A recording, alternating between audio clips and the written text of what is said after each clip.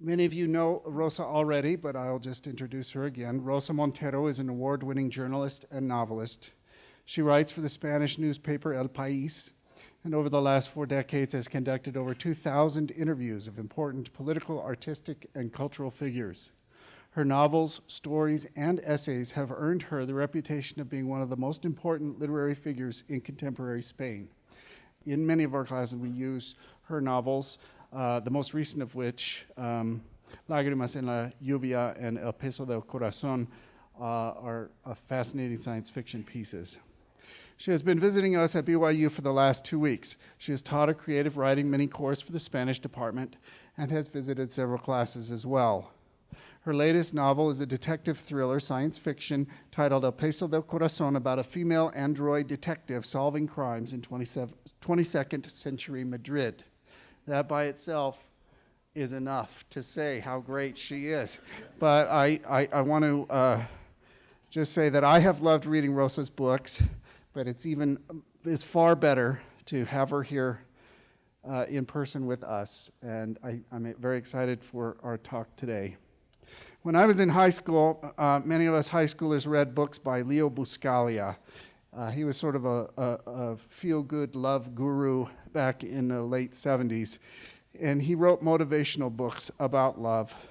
Keeping in mind that Rosa's name is translated as Rose, I would like to cite Buscaglia today. Speaking of friendship, he writes, quote, "A single rose can be my garden, a single friend, my world." On behalf of BYU, whose motto is, "The world is our campus," I invite you, Rosa, Rose, to consider BYU one of your gardens and to think of us as your friends.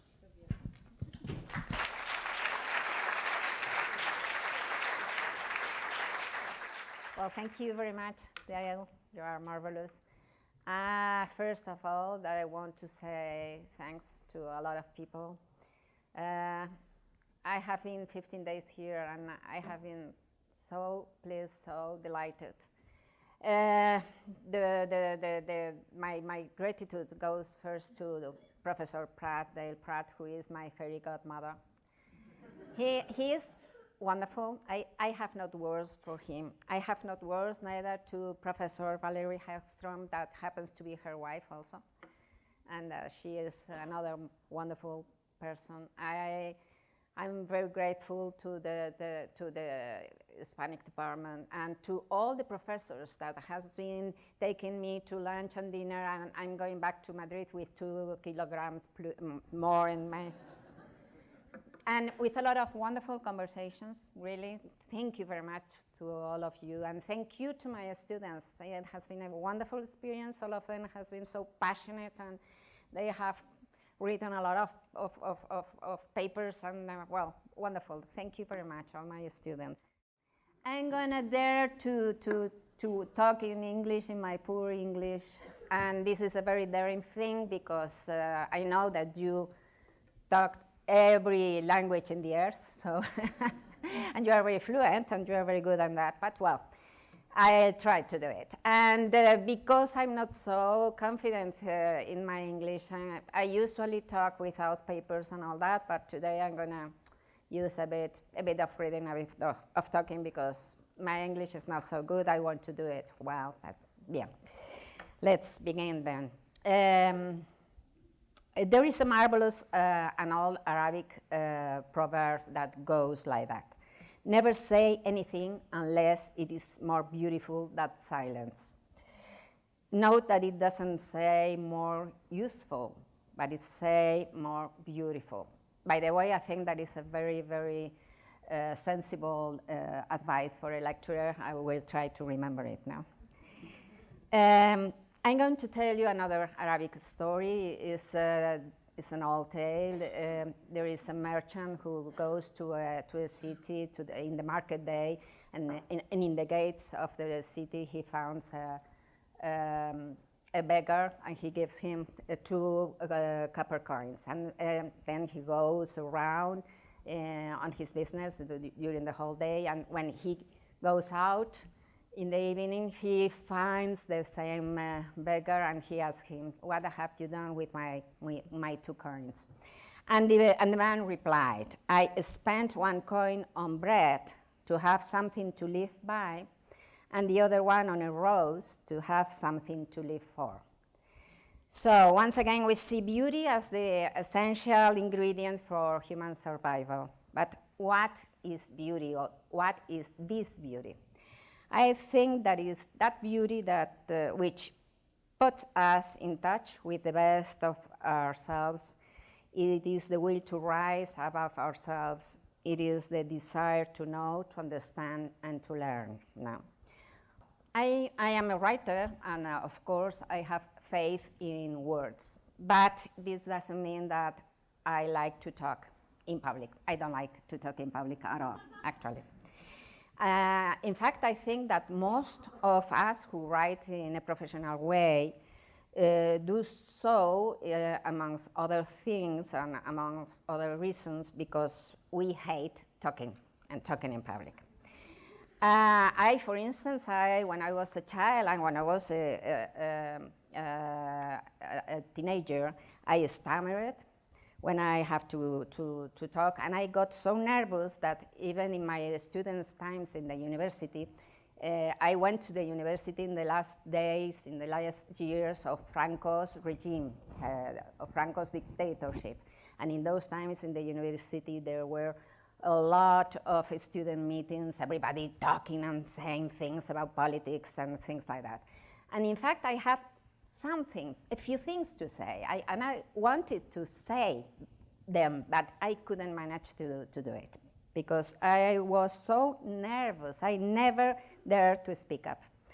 As it happened, when I tried to do it, I would blush, I would climb up, and my knees were trembling, and my voice would turn into a whisper, so terrible. I didn't say anything until the day I published my first novel, and that was, by then I was 28 years old. And that day, the day of the launching of my book, I spoke, and I did it awfully. I mean, it was terrible, I did it really bad, no? So I therefore realized there was nothing for it but to overcome my fears and that I needed to learn how to speak in public. But I should say that I take always a pill before. Beta blocking, I don't know how do you call it, but well, I took it 1 hour ago.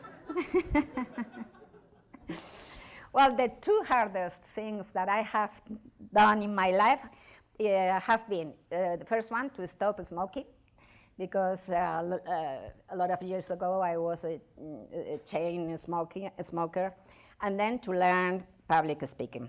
And it is ironic that tongue-tied, as many of us are to begin with, we writers are now obliged to be good communicators and diligent spokespeople for our books.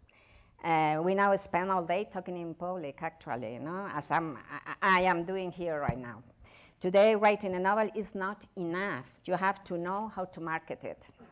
And you have to be media savvy. You have to give lectures, talks, and interviews, a lot of interviews all over the place. Today, you have to spend almost as much time promoting your book as in writing it. Well, on some books and some authors, I am sure much more is spent, I would say. No? The literary market has changed a lot since I began publishing 36 years ago. In Spain, moreover, this shift has been more abrupt because, as with so many other social changes, we have covered as much ground in 30 or 40 years, in the last 30 or 40 years, as the rest of Europe has done in 2 centuries, or almost 2 centuries. When I started out, sales drives did not exist. You published your book and waited for the reviews to appear, and with luck, if it went down well, for word of mouth. Word of mouth, that is wonderful. Books would spend months in the bookshops, and people had time to browse and find out about them and to buy them. But now, on the other hand, in Spain and elsewhere, I'm afraid, the book trade has adopted very, very aggressive marketing strategies. like those that they use in selling, I don't know, colas or hamburgers, no, for example. So bookshops now are full of stacks of books aiming to be bestsellers, no? And there are mountains, heaps and heaps of copies of the same title, as well as folding cardboard castles and cut-out vampires, and all sorts of advertising things, displays, and all these things, all this mess end up hogging so much floor space that there's really no room for books. And this is real.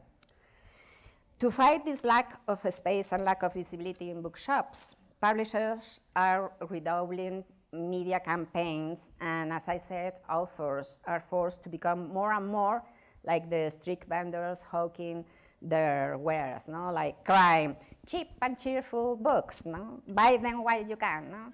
I feel like that most of the time, I'm serious. The system is so perverse that young writers grow up seeing authors on television and in the newspapers all the time. We are there all the time. And some think that is not only glamorous, but is what a literary career is all about. And rather than strive to one day write the best book ever, which is what every first-time writer ought to set out to do with maddening and heady daring, what many yearn for instead is social standing. I have seen young people lose their way, but a lot of young people with talent, I have seen them losing their way because they spent more time being writers than in writing, and this is a catastrophe. All this mentoring, all this tour I have taken off the marketplace is to point out the obvious fact that writers write within their society, in their time, subject to publishing, economic and social pressure, to fashion and to fear. Or perhaps it would be better to say that to publish that which is truly yours, something worth your while, you have to constantly fight off all of this that we have just said. The pressure is very intense. The background noise is deafening, and reality offers up a distorted picture.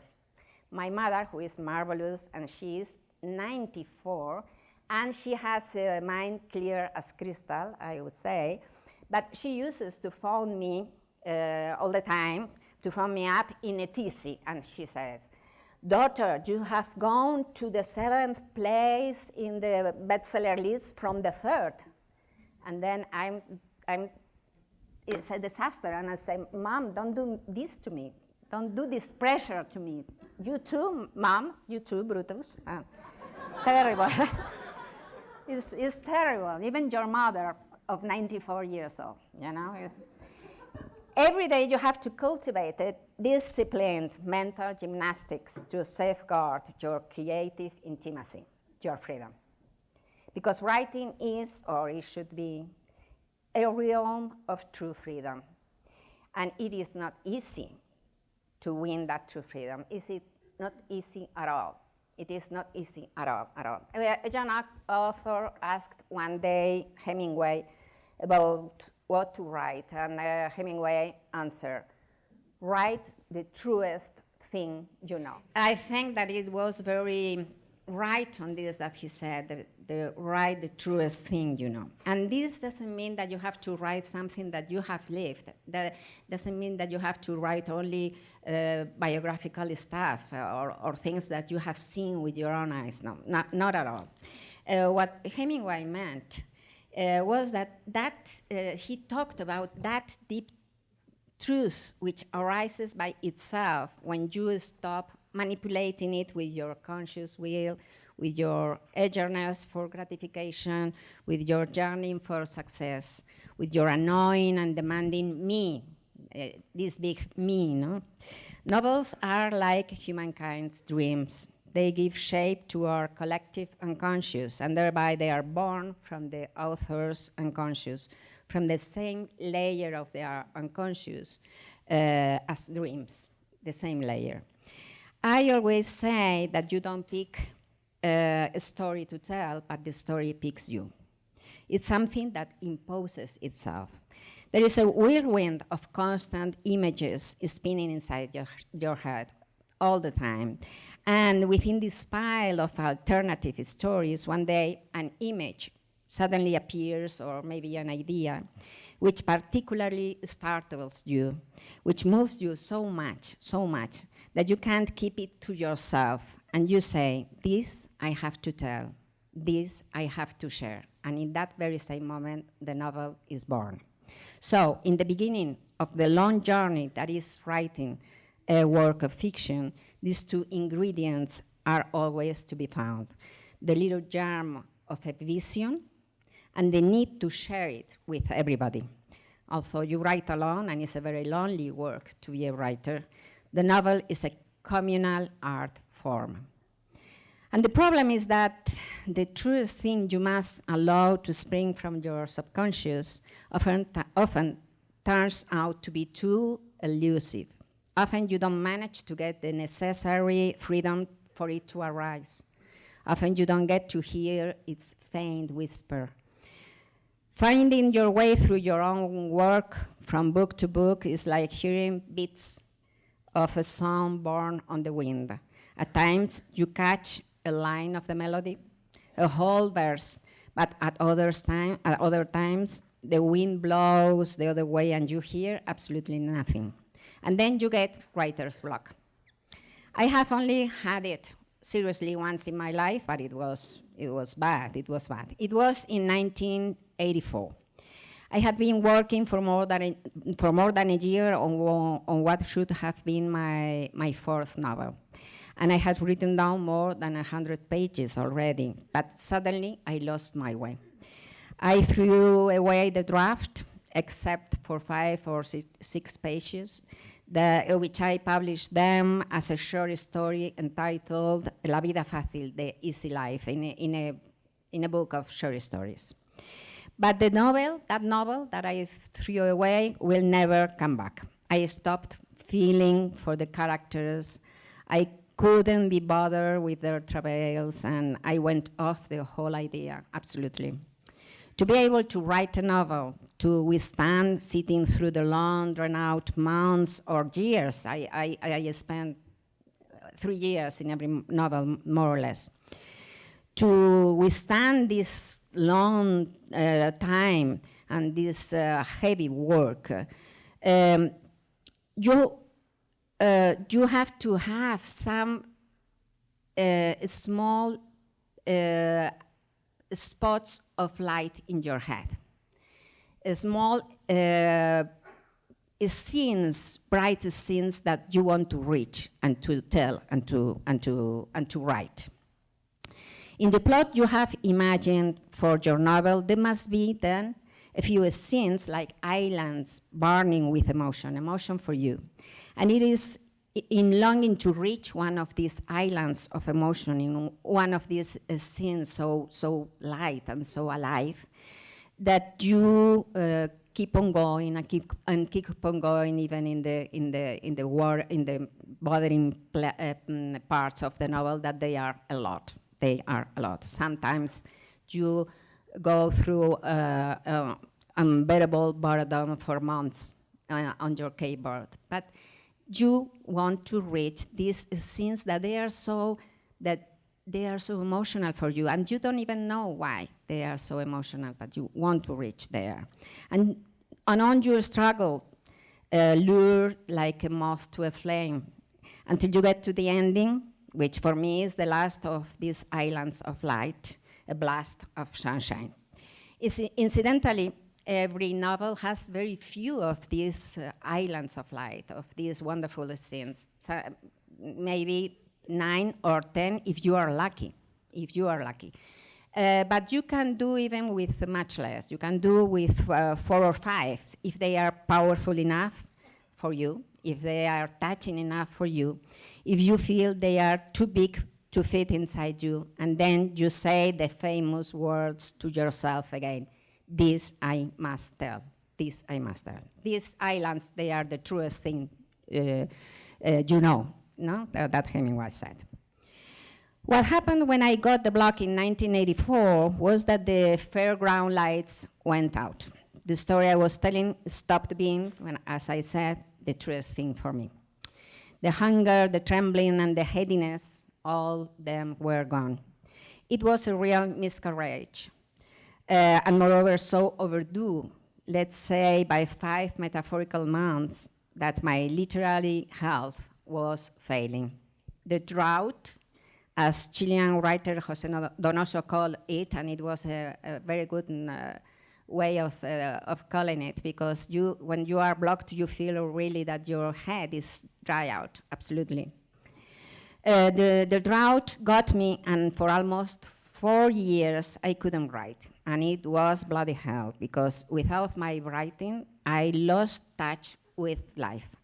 I felt limp, divorced from reality, and a grayness smothered everything, as if I were incapable of being moved by what I lived, unless I could mentally put it into words.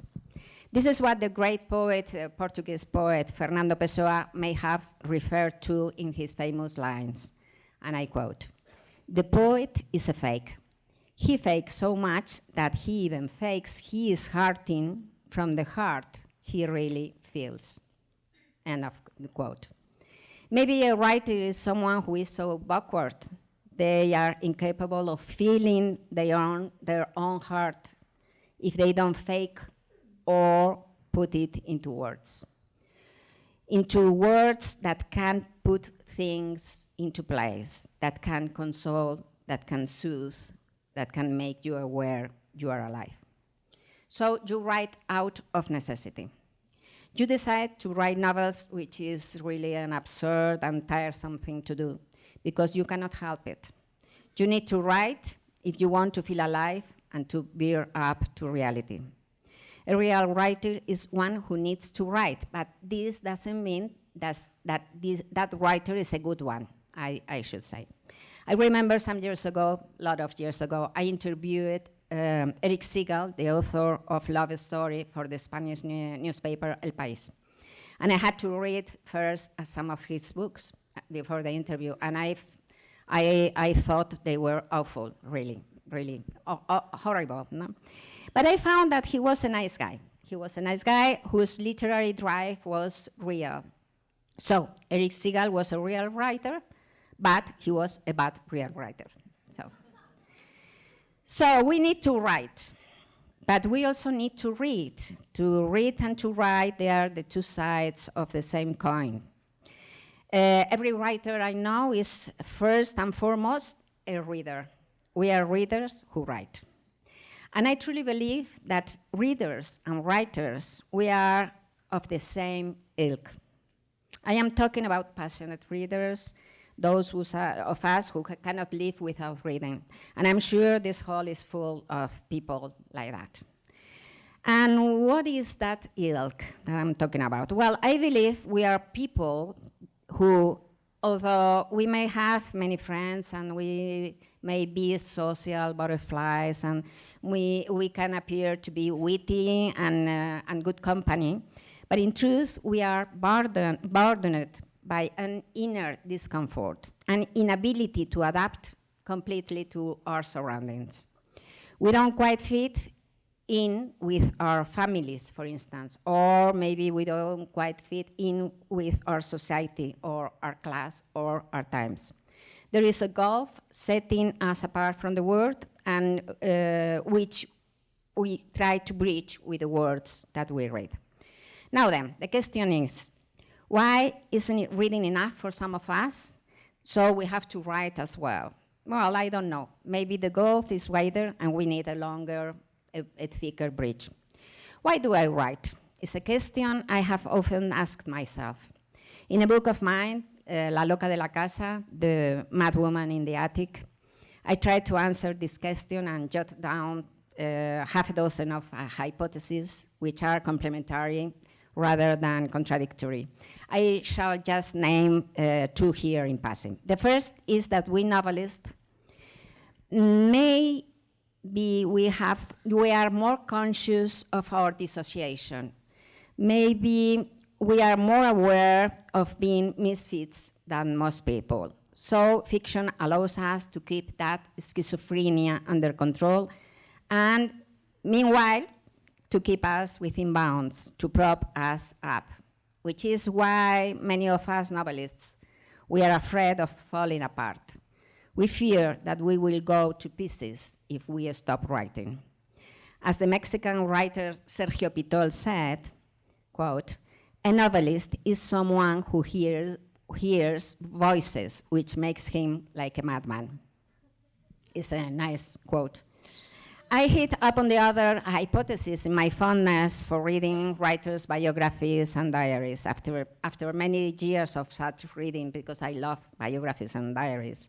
I came to realize that a vast majority of novelists are people who have been through a more or less traumatic experience of decadency. They have had a downfall before puberty, let's say before the 12 or 14 years old. So they were torn from their childhood in a violent way. On occasion, the experience was objectively miserable, and it has been written in the biographies, like, for instance, the death of their parents, as it is in the case of Joseph Conrad, or their family's bankruptcy and complete ruination, as it happened with Simone de Beauvoir. And at other times, there has been an inner and underlying and much, much subtler downfall, but nevertheless strong and violent. So perhaps novelists also write to fend off time, the enemy which destroys all before it, to fend off the inevitable ulceration of life. And maybe they write to make amends for the past and to fill the void left in their childhood. Bit a bit, in a very roundabout way, I'm coming to the crater of this lecture, to its very core. To the most important thing I want to tell you, to the truest thing I know, as Hemingway said. And that truest thing is pain. Works are born from loss, says French psychiatrist Philippe Brenot in his interesting book, Madness and Grief. And yes, of course, the need to write is closely linked to pain. Art is a wound made light, said, beautiful sentence, said French painter Georges Braque. We need that light, not only those of us who write, paint, or compose music, but also those of us who read, look at pictures, and go to concerts. That is, all of us, we need that light. We all need beauty to make life bearable. Again, Fernando Pessoa, the Portuguese writer, put it very well, quote, "Literature, like all art, is proof that life is not enough. And no, it's not enough." This is why we are gathered here today talking about literature and creativity. I confess that for many years I thought it was indecent to make artistic use of one's own grief. I deplored Eric Clapton composing Tears in Heaven, beautiful song, a song dedicated to his son Connor, as you know, who died aged 4 after falling 53 floors in New York.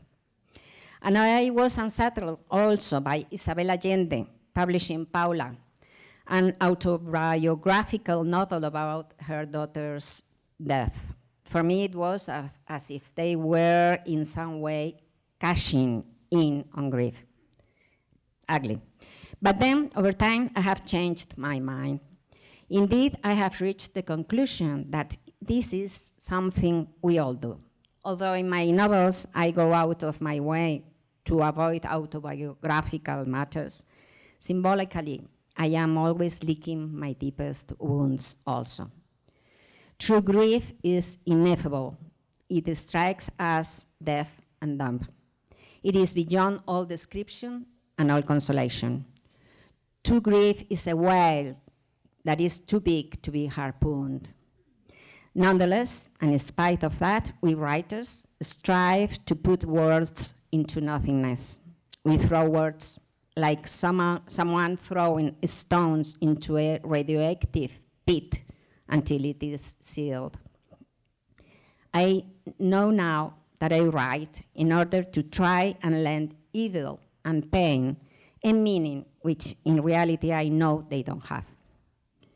Clapton and Allende used the only means at their disposal to get over what had happened. I said before that we humans need to keep listening to stories, but it's more than that. It's much, much more than that. To live, we have to narrate ourselves. We are a product of our imagination. Our memory is really an invention. It's a story we rewrite every day. It's a work in progress, because my childhood memories are not what they were 20 years ago. You are very young, but you'll see. Have you ever gone over childhood memories with a sibling, for instance? I have, and I can assure you, my brother's parents have nothing to do with mine.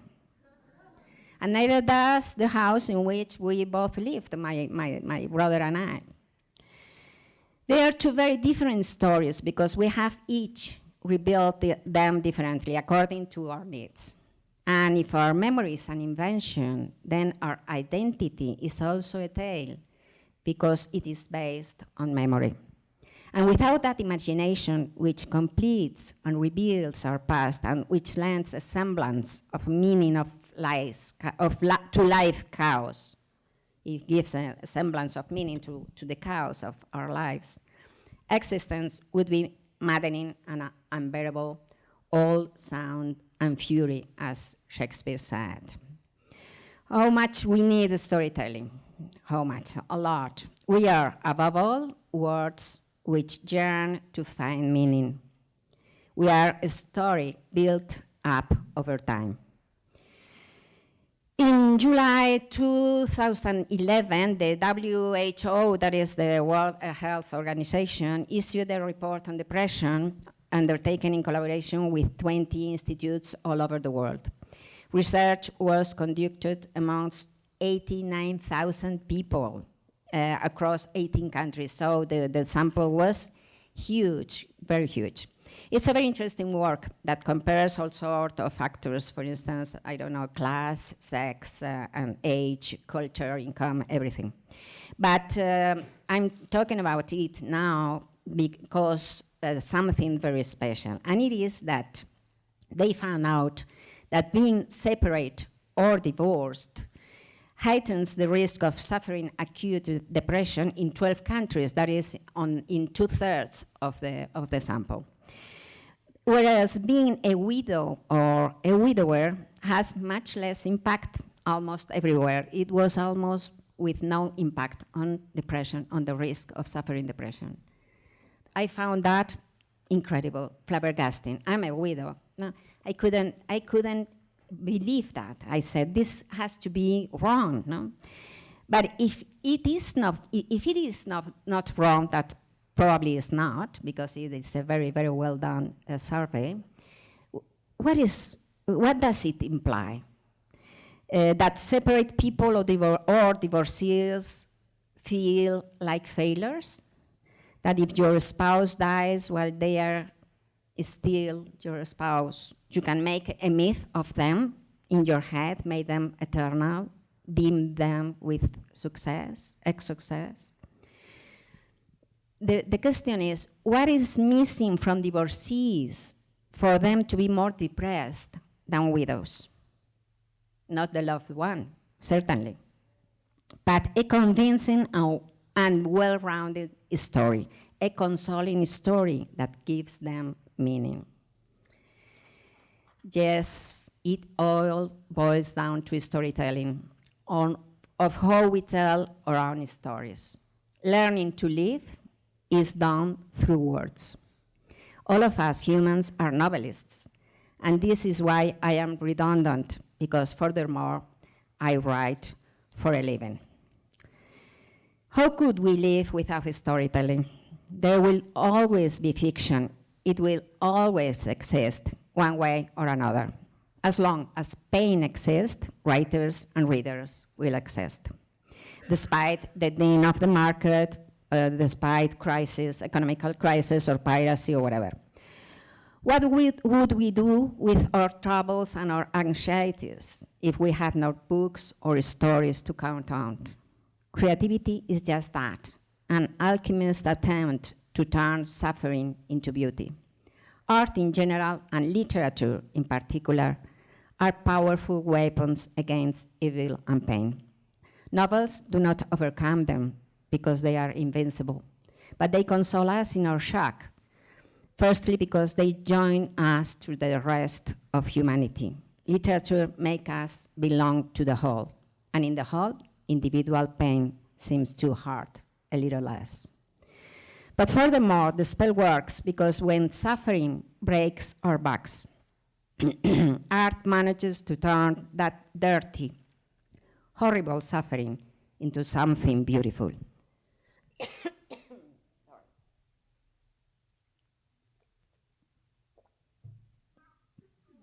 That is why Conrad wrote The Heart of Darkness to exorcise, to neutralize his experience in the Congo, which was so frightful it almost drove him mad. That is why Dickens created Oliver Twist and David Copperfield, so he could bear the devastation of his own childhood. Something has to be done about all this, so it doesn't destroy us. About the roar of despair, about the endless waste, about the awful pain of living when life is cruel. We humans defend ourselves from senseless pain, but by dressing it up with a good sense of beauty. We squeeze lumps of coal with our bare hands, and at times we make them look like diamonds. And ending. I began this talk with an old Arabic tale, and let me finish with another story. So this one is a real one and happened in Spain, and it's beautiful. It's a beautiful one. The story is that this woman, whom we'll call Julia, lived opposite to the convent of a closed order of nuns. Her flat on the third floor had a pair of balconies overlooking the convent. That was a beautiful building, a beautiful construction from the 17th century. I don't know if you know what a closed order is. Well, now it's a bit more relaxed in the last years, but in that time it was a system so close, really. It's a system in which the nuns who enter the convent never leave and never go out in the world again, never. You can't even see their faces. Any dealings you need to have with them have to take place through a small revolving wooden door. The closed order nuns tend to be famous for the baking that they do to support the financial necessities of the convent. No? And what happened with this story is that one day this lady, Julia, tried some of the nuns' donuts, and she liked them so much that she began to buy them every Sunday.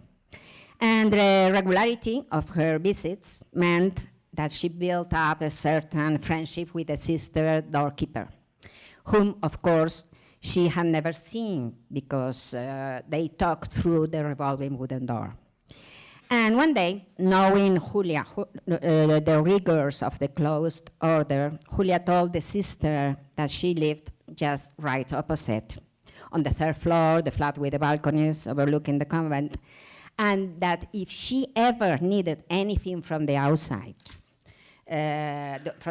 world, like, for instance, sending a letter to her parents or, I don't know, any errand, she should not hesitate to ask.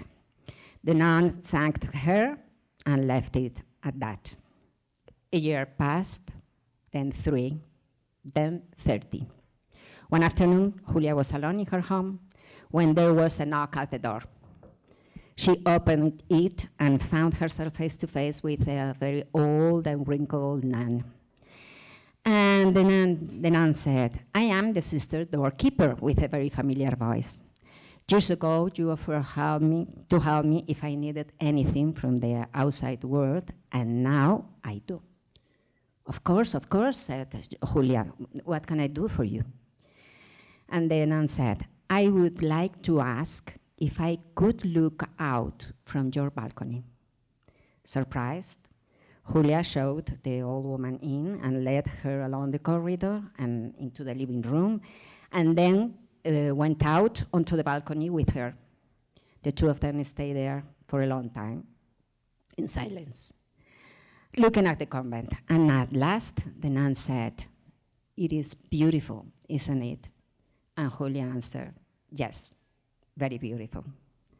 After that, the sister doorkeeper went back to the convent, never to leave again. It's a real story, beautiful, eh? For me, this story is the perfect symbol of what narrative is. To write novels is to dare to complete this monumental journey that makes you step outside yourself and allows you to see yourself in the convent, in the world, in the whole. And after making this supreme effort to understand, after brushing for a second with a vision that which completes and strikes us down, we shuffle back to ourselves, to lock ourselves once again into our own individuality and try to resign ourselves to death. Thank you.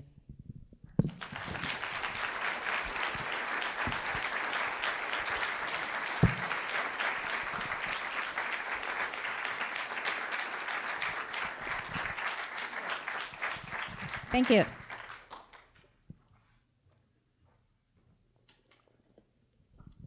Thank you very much, Rosa. A week and a half ago, Dr. Hegstrom and I and my co-author Juan Carlos Martin from Boston and Rosa did a trip down in southern Utah. We went to Moab, saw arches, climbed a delicate arch. Then we went to Mesa Verde, and then we saw Newspaper Rock. We went to Canyonlands, Mesa Arch, and then to Dead Horse Point. And every stop on the way, Rosa said, "This is the best thing we've seen so far." And so I just wanted to say that we have a few more wonderful things to see in Utah for next time. Dr. Hegstrom has made a photo album of our journey with the personal pictures, and Juan Carlos wrote little stories. We spent the whole trip laughing down and back. So thank you very much, Rosa. Let's give her another applause, and then we'll have your questions. What a wonderful thing. It was a weekend, a wonderful weekend. It was a marvelous weekend. It's a marvelous land. It's just magic. And everything that I saw, it was the best because he is a perfect travel agent. And he organizes things in the best way. I think that you are missing your career. Well, I find this marvelous. I'm very touched. Thank you very much. So, any question? I enjoyed your presentation very much. Thank you. I just wanted you to comment. I know some authors who purposefully don't read because they don't want to be influenced by what they've read. I don't think that I don't trust those authors, actually. I don't trust them at all. I think that to write, you have to read first. And you have to read a lot. And you shouldn't stop reading ever. I know some authors that meanwhile they are writing the novel, they don't feel like reading because they think that they can be, they can have the influence. Meanwhile, the period of writing. This, I know some of them. Well, that I can understand, although it's not my way of working. Although I should say that when you are writing, you are so touchy. It is true, no? that you read and you are reading usually, and you say, "Oh, this book of this man or this woman that I'm reading, he or she writes really well, not me." No, you usually think like that when you are writing and reading. No?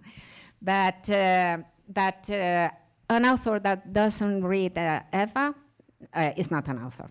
No, I have known some young authors lately that they write a novel, and you ask them, what do you read? And they say, oh, I don't read. I see pictures, films, no? You're not an author. And in fact, they only wrote one novel, and that's it.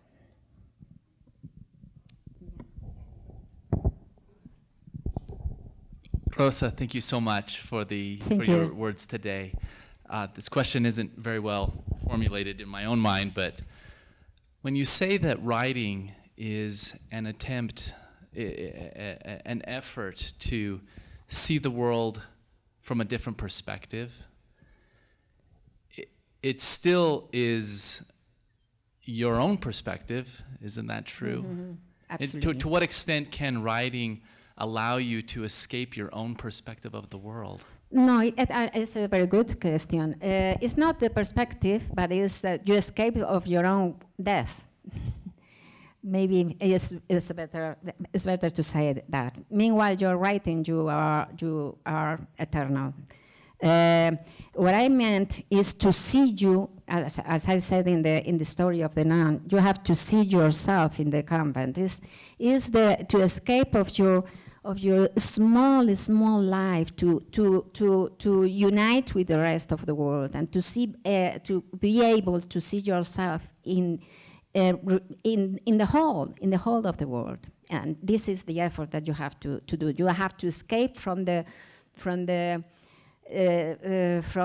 trap of your small life. Every life, even the life of the biggest man or woman in the story, is a very small life comparing with our desires, comparing with our dreams, comparing with the humanity. No, so you have to escape that small glasses of your individuality and try to see your own life in relation with the rest, and to see it as a whole with humanity, because that makes you in that way you can learn much more about human condition, about what the sense of writing is to look for the sense of life, of existence, no, of life.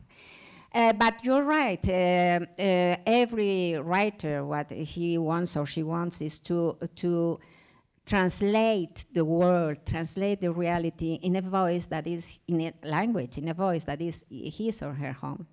So you want to have, that's why you can, every one of us, we can write against, on the same subjects, but you always will do it in a different way, because the aim, and the very, very good writers, what they do is to open the walls of the world, and then they made a real big, complete translation, new translation of the reality that we have not heard before.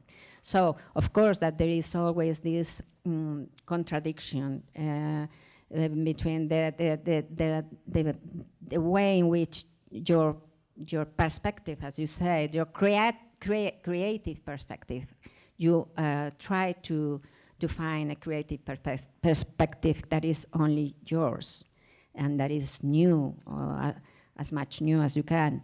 And on the other hand, you try to do that by overcoming, by being bigger than you are in your small individuality. No, I don't know if I have answered.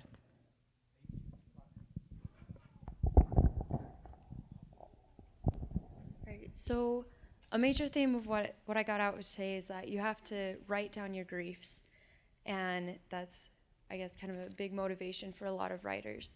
But why is it important to share what you write about those griefs, if it's even important at all? Like, do you believe that that's important? To share, yeah. In writing, there is always, when you write, there is always the need of sharing it. As I said, you have, as a writer, you have all the time a lot of, you are like a child. Actually, we are people who have not, we didn't manage to grow up. in some way, you know. So we are still like small children. Small children, they are all the time with a lot of stories around their heads and all that, and they are inventing. Now they see a man or they see a dog and they think that there is a dragon and things like that. Well, for us it's the same. You have all the time this whirling of stories that most of them they don't reach the papers, but suddenly. One of these stories, as I said, is so touching for you. It's so I don't know. It's so that it makes you. It makes you so.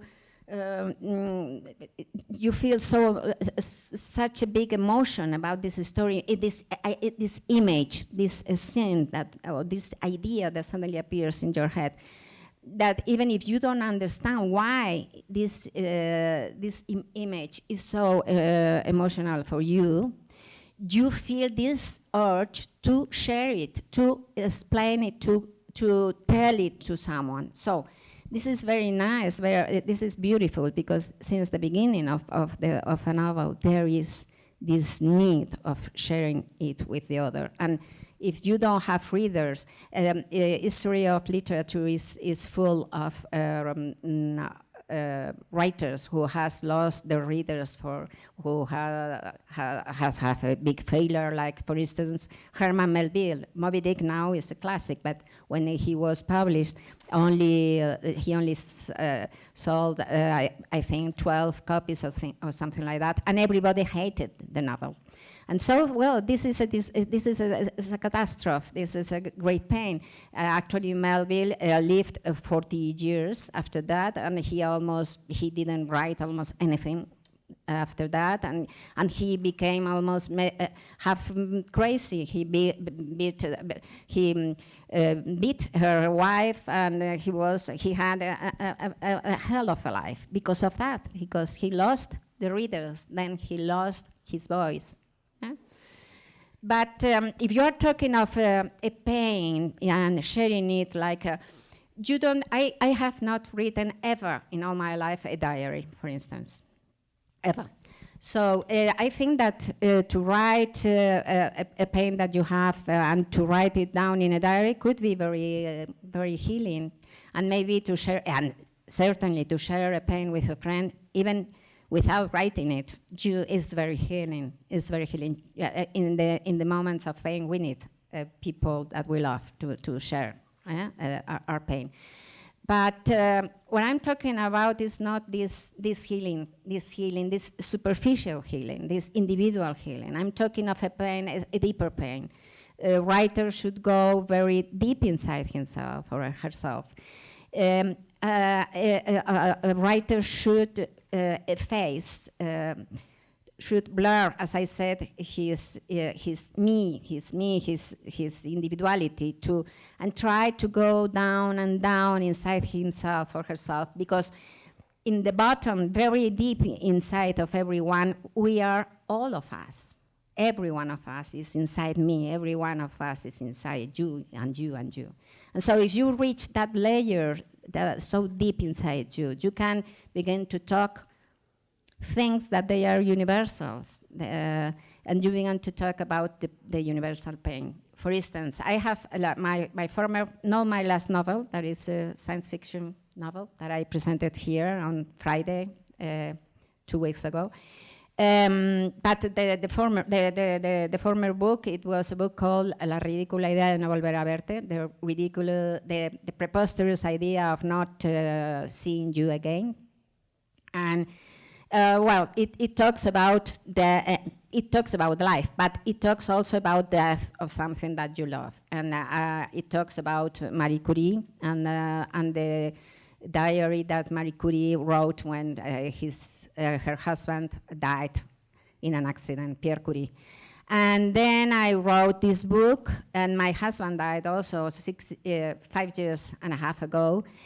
But when my husband died, my friends told me, "Why don't you write about it?" And I said, "No, it's useless, because I don't like autobiographical writings. I don't feel like that. It's not my way. I don't write diaries."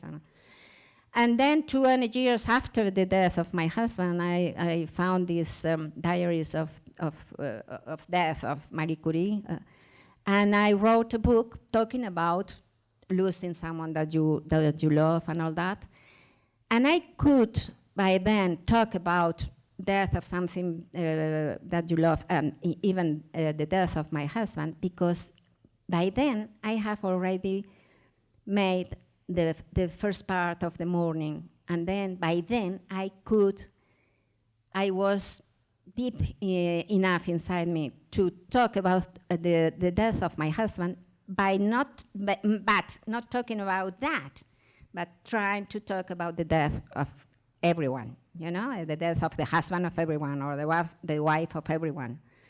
And so I think that is a difference between, I don't know, literary writing that has to, for me, I think that has to make this effort of distance, you know, and of going deep inside you, and the writing of a diary or something like that, that could be very, very good and very healthy, but that is something more personal and more superficial, in fact.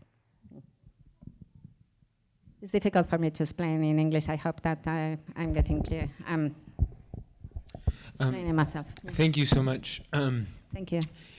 How has reading in different languages influenced the way you write in your native language? Well, I only read in English and some French. So not very much in English. I read a lot. I read better than I speak. But I don't think that it influences, you know. What I felt, I don't think that it influences at all. But what I felt is I have been teaching in the United States several times, and when I have been, for instance, here more than 6 months living for teaching, I felt that I began to be short of Spanish words to write. This is a problem. The problem is to be living in a country, to be living for a long time in a country that is not your, doesn't use your language. I think, at least for me, I think that it would be a problem, because I'm very plastic, and I get very, very touched with the surroundings, you know. So after being in the States more than, I don't know, 4 or 5 months, I kept on writing in Spanish, but I felt that I was kind of rusty, no? My Spanish was beginning to be rusty. So that's why some, the exile for some writers, the exile that some writers have left in language, in countries that they didn't share her or his own language, is a catastrophe, and it's a pain. It's a big pain for them, no? Because they have to struggle not to lose their own language and all that, and it's a double punishment, no? The exile that some authors has overcome.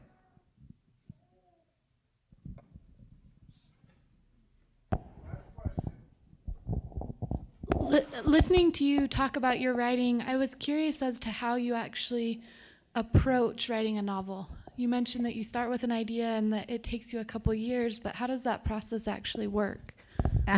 Well, yes. Well, that's every writer has his own way of working. I say that to my students. You have to find the way of working that fits you better, no? But my way of working, for instance, is first you have this small idea. I call it the small egg. No, and the small egg is the image that you feel so strongly that you say, I have to share it. And then I began to write it down, the ideas, in small notebooks all over in my bag, all over my house, small notebooks. I began, and I stay taking down notes for I don't know, maybe 1 year, because writing is here. You write inside your head.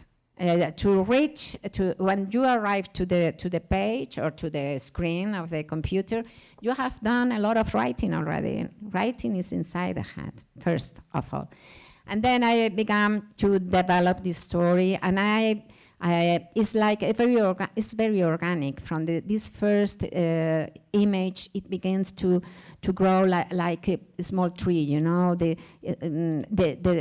characters begin to tell you this story. You have to be humble enough to listen to the characters and let them tell you the story in some way, and then you begin to write it down. And at the end of this year and a half, as I love structures in my novels. I'm very architectural in my novels, and they have a lot of structure, maybe because I'm very chaotic.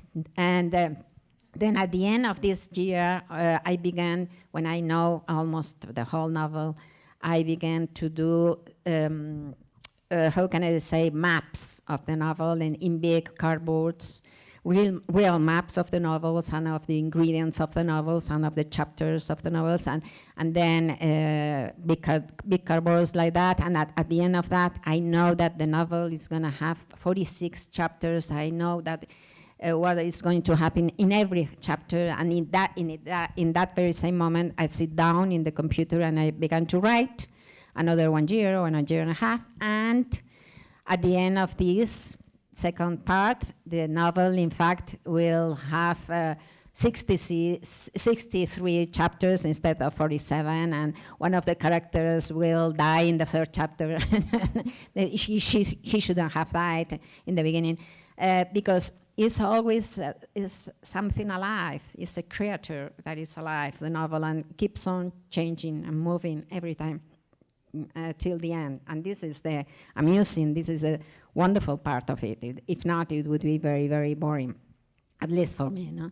And then one thing that I do is to finish my first draft, and then I give it to some friends that I know that they're mostly writers also. We do it for each other, that they are friends, and I know that they are going to be hard on their criticism. And then the 2 or 3, I give the draft, and then I try to forget for 2 months the novel, absolutely, to take it out from my head. And after that, I listen to the critics of my friends. Sometimes I take them in consideration, sometimes not. It depends. And then I read my draft from the beginning to the end. And after these 2 months, and it's amazing because in that moment you see a lot of mistakes, a lot of wrong things, the things that you have done in a very bad way, and you were not aware before because you are so inside the novel. Meanwhile, you're writing it. You live inside the novel. Actually, half of your life is living here, and half of your life is living in the novel. No, I always say that to write novels is like I don't know how to say, but legalization or authorization of schizophrenia some way. No, you know, you can live in two worlds in the same time, no? In a safe way. So then you rewrite again, more or less, the first draft, and then you have already the second draft. And then the second draft, you give it to the editor, and let's see, probably you have to give another pass, third draft, probably. Welcome. Well, that was the last, he said? Yeah, he said the last. So thank you very much. Thank you very much for your patience and your warm feelings, and thank you.